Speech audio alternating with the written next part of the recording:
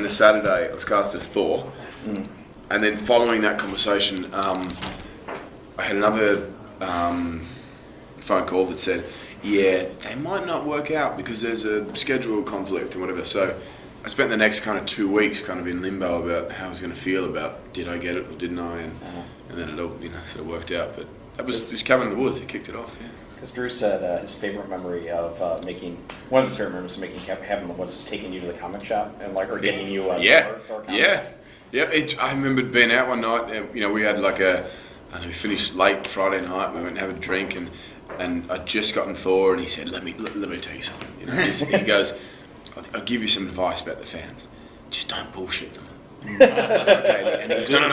And he goes, "They know more than you'll ever know." And I said, "Okay." And I knew nothing of the comic book world, and this was one of those sort of heartfelt kind of 2 in the morning, 3 in the morning kind of conversations. Yeah. But it was true. I learned that it was just like. The guys who read those comic books and know that world know more about it than you do, and it was nice to kind of start on that foot. I went, oh, okay, there's that kind of audience out there watching.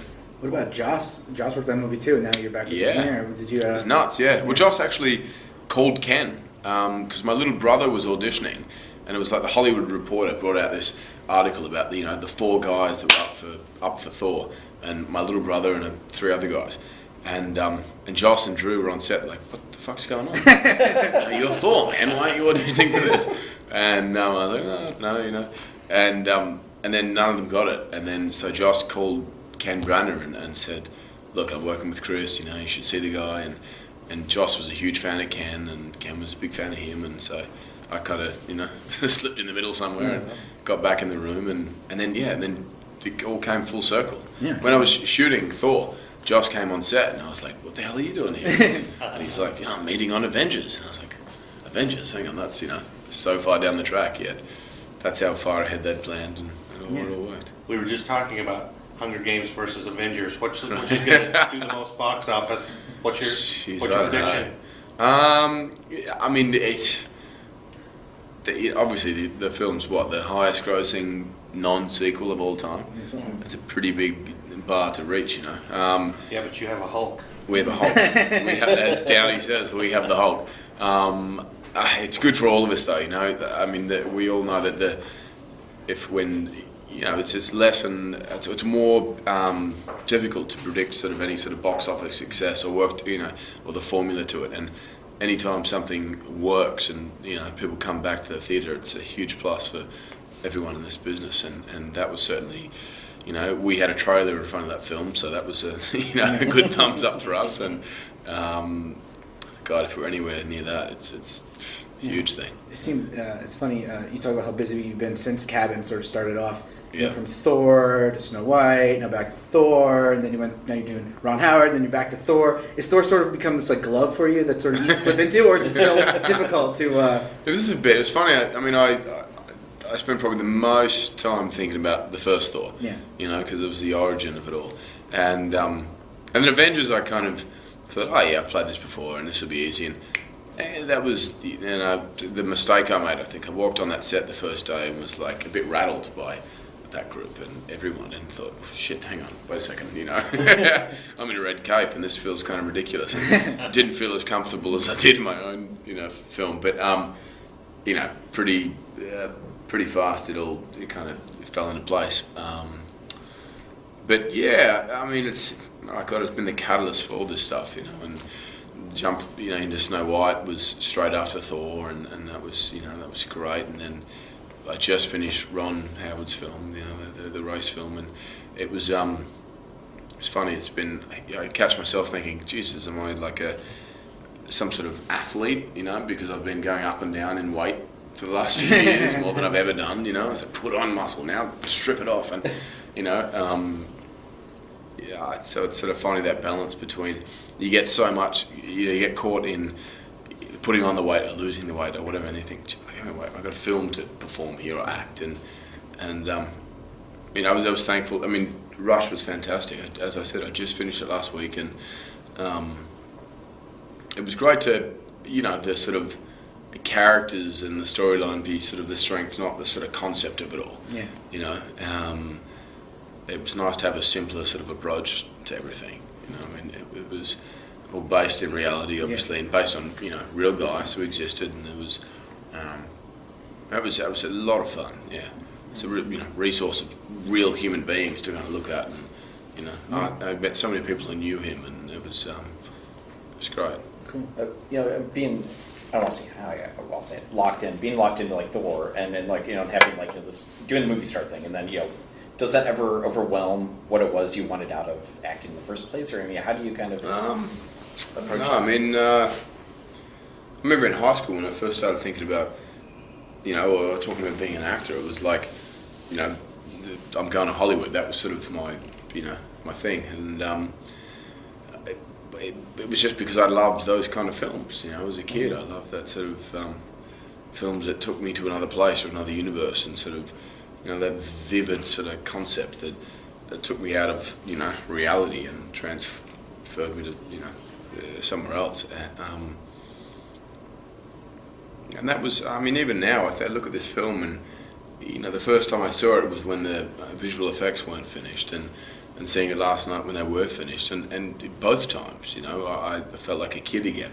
And I was entertained, I was laughing, I was, cheering and all that, and I was in the film. I was really, honestly, like when you, from an acting point of view, it's really tough to watch yourself. Your biggest critic, anyone, not just as an actor, as a writer, or anyone in life. We judge ourselves more than anyone. So when you get swept away in the the ride of it all, that's someone's doing something right, and that was. I really felt that with this film. Did your fight with the Hulk turn out like you thought it would? Yeah, it was funny, because that was all CGI.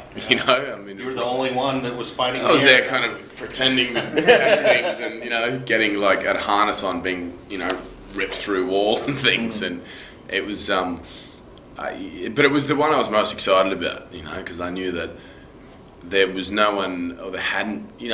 Hulk was sort of like the. No one could conquer that, he was the biggest, strongest kind of guy in the universe. And then I'd read in the comic books, it was like, well, maybe Thor's there, but it was never officially sort of decided, and I thought, okay, well, here we go. He always needs his hammer to fight. He does, yeah, sure, and that's the, I don't want to ruin anything, but the uppercut with Mjolnir, yes. Kind of, it was a friend of mine flew over from Australia and saw it, and he goes, man, I got fucking tingles up my spine when I saw that,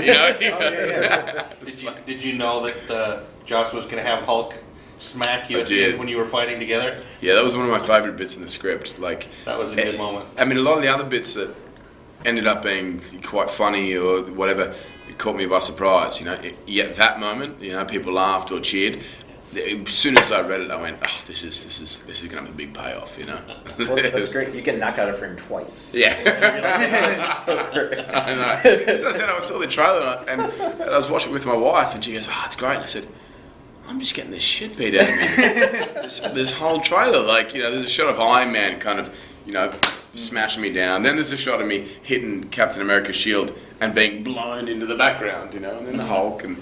It's like I'm the rag doll of this thing. Well, I'm sure you're gonna get a chance to kick some more ass in the second Thor, and you always get asked about it. Like, what's the schedule like on that? When are you starting? Have you read the script? What do you think? I haven't read a script yet. We start shooting in August, and I met with Alan Taylor a couple of months ago, and Natalie Portman and I and Alan and the couple of Marvel guys, and it was hugely exciting. I mean, Ken did such a wonderful job, and scheduling and what have you. He didn't end up doing this one, but I'm a big fan of the Game of Thrones series, which is, I mean, that was what Alan's latest work, and I think that's what is exciting about the second one, is making it sort of more tangible and having a sort of, more organic feel to Asgard and that world. I think if the science fiction element to Thor the danger is it falls a little bit sort of into the world of it's tough to relate to, whereas I think, like big waterfalls and sort of mountains and that sort of Viking influence where the Norse mythology kind of grew from, having that in Asgard is going to make it all the more special, and that's what Alan wants to bring to it. I think that would be the new aspect to this one. Awesome. Last question, you guys. Having worked with, seeing the way that Downey has really, in a way, seized control of like Iron Man and the character, and that he's got ideas, like he knows how he wants to drive this character forward. I mean, do you take anything from that? Do you see like, do you want that level of control, or do you want a measure of control over how Thor is portrayed in the future? Yeah, I mean, I think that's what we all need some sort of control. Whether or not we ever achieve that. I mean, Downey, very early on when I got cast as Thor, they brought me onto the set of Iron Man. And I remember walking on, in just tracksuit pants and a t-shirt and seeing Downey there in the Iron Man costume.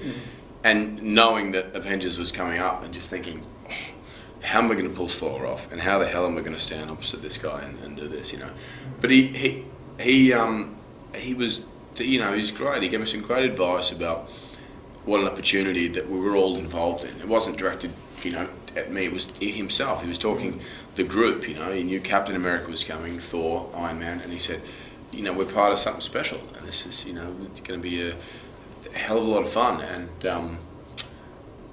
and that's it. I think you got to enjoy the process. It's if you focus too much on sort of what's the result of it all, you're not right in the middle of it.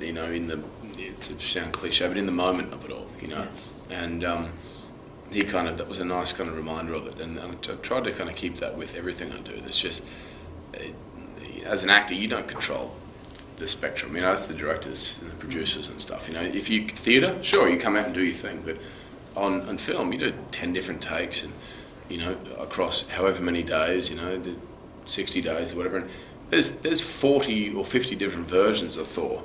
That Kenneth Branagh cut together in the first film, and whether you liked it or not, that was a version that was put together by a lot of other people, and that was something kind of satisfying, or it takes the weight off in thinking, I actually can't control this, no matter how much I think I can or I try to. There's some comfort in kind of letting go with it. And especially walking onto a set like this with an ensemble like that, it's like, good, we can share this weight, And although the finger gets pointed at individuals, whether director, writer, actor, whatever, it's a team effort, work or fail, Cool. Thank you so much. Right. Thank you. Congratulations. Thanks,